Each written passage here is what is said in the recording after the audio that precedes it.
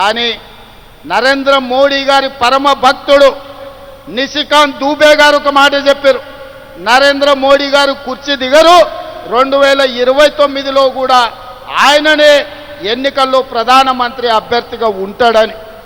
నేను ఒక మాట చెప్పదలుచుకునే వేదిక మీద, నరేంద్ర మోడీ గారు మీరు దిగొద్దు కుర్చీ, 2029 వరకు మీరే ఉండాలి.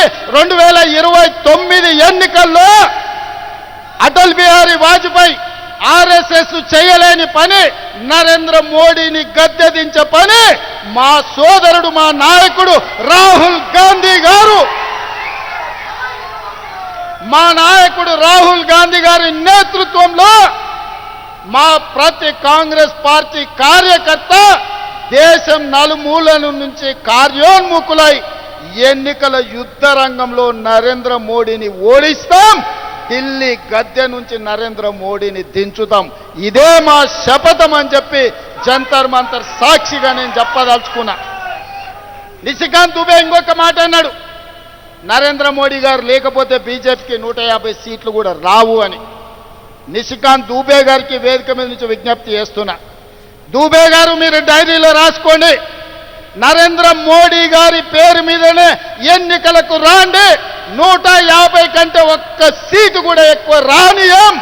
నరేంద్ర మోడీ కాదు, మొత్తం ఆయన అభిమానులందరూ లేకపోతే భారతీయ జనతా పార్టీ నాయకులందరూ ఉమ్మడికి వచ్చిన 150 సీట్ల కంటే ఒక్క సీటు కూడా ఎక్కువ రానియం. రాహుల్ గాంధీ గారిని గెలిపించి ఈ దేశానికి ప్రధానమంత్రిని చేస్తాం. ఇవాళ రాకపోతే మోడీ గారు మీకున్న మార్గం ఒక్కటే, అయితే మా బిల్లులు ఆమోదించండి, మా బలైన వర్గాలకు 42% రిజర్వేషన్లు ఇవ్వండి.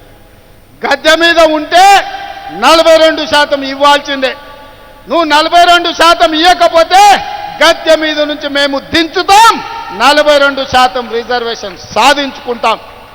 మీరు తెలంగాణ శక్తిని, తెలంగాణ ప్రజల పోరాట స్ఫూర్తిని తక్కువగా అంచనా వేస్తున్నారు. నరేంద్ర మోడీ గారు, బీజేపీ నాయకులారా, ఆనాడు ఇందిరాగాంధీ ఎస్సీ ఎస్టీల రిజర్వేషన్లను బలంగా అమలు చేసింది. ఎస్సీ ఎస్టీ సోదరులకు ఇండ్లు లేని వాళ్ళకి ఇండ్లు ఇచ్చింది, ఇంటి స్థలాలు లేని వాళ్ళకి ఇంటి స్థలం ఇచ్చింది, ఇల్లు కట్టుకోవడానికి ఇందిరమ్మ ఇల్లు ఇచ్చింది, భూమి లేని వాళ్ళకు భూమి ఇచ్చింది, దున్నేవాడికే భూమి హక్కు అన్న నక్సలైట్ల నినాదాన్ని లక్షలాది ఎకరాల భూములు దళితులకు అసైన్మెంట్ పట్టాల పేరు మీద భూములు ఇచ్చింది. అడవుల్లో బతికే మా ఆదివాసీ సోదరులకు పోడు భూముల పట్టాలు ఇచ్చి 25 లక్షల ఎకరాల భూములు దళితులకు ఇచ్చింది, 10 లక్షల ఎకరాల భూములు గిరిజనులకు, ఆదివాసులకు, మా లంబాడి సోదరులకు ఇవాళ రిజర్వేషన్లు ఇచ్చింది.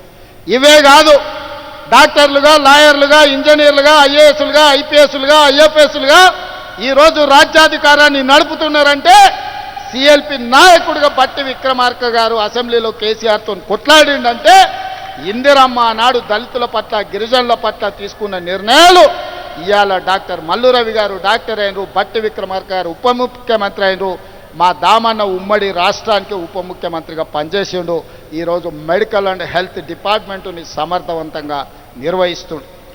ఆ విధంగా ఇందిరాగాంధీ గారు దళితుల, గిరిజనుల గుండెల్లో, ఆదివాసీ లంబాడి తాండాలలో ఒక దేవతా మూర్తిగా ఈరోజు వాళ్ళ ఇండ్లల్లా గుర్తుంది. వాళ్ళ తల్లిదండ్రులతో పాటు ఇందిరాగాంధీ గారు ఫోటోను పెట్టుకొని ఇవాళ ఎస్సీ ఎస్టీలు ఇందిరమ్మను పూజిస్తారు. ఇందిరమ్మ, అమ్మ అనే పదంలో ఉన్న మధురం, అమ్మ అనే పదంలో ఉన్న అనుబంధం. ఇందిరమ్మ మన కన్న తల్లి కాకపోవచ్చు, సొంత తల్లి కంటే ఎక్కువ ఆదివాసులను, గిరిజనులను, దళితులను చూసుకున్నది కాబట్టి ఇందిరాగాంధీ, ఇందిరమ్మ ఈ దేశానికి నాయకత్వం వహించింది.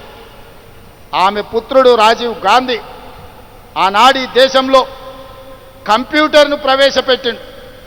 ఆయన మిత్రుడు శామ్ పిట్రోడా టెలికాం టెక్నాలజీని ప్రవేశపెట్టిండు. ఆనాడు ప్రధానమంత్రిగా రాజీవ్ గాంధీ, ఐటీ టెలికాం మినిస్టర్గా శామ్ పిట్రోడా ఈ దేశంలో కంప్యూటర్ని, టెలికాం వ్యవస్థని అందిస్తే రెడ్డిలు, చౌదరులు, నాయుడులు, రావులు ఈరోజు కంప్యూటర్ సంస్థలకి యజమానులై అమెరికాలో సిలికాన్ వ్యాలీని శాసించి అమెరికా ఆర్థిక వ్యవస్థనే గుప్పిట్లో పట్టుకోగలిగిన గొప్ప మేధావులుగా ఆనాడు రాజీవ్ గాంధీ ఇచ్చిన కంప్యూటర్ ఐటీ టెక్నాలజీ విప్లవమే, కంప్యూటర్ విప్లవమే, ఐటీ టెక్నాలజీ విప్లవమే ఈరోజు అమెరికా కాదు ప్రపంచ దేశాలను ఓ రెడ్డి, ఓ చౌదరి, ఓ నాయుడు, ఓ రావు శాసిస్తున్నాడు అని అంటే దానికి మన నాయకుడు రాజీవ్ గాంధీ చేసిన పునాదులే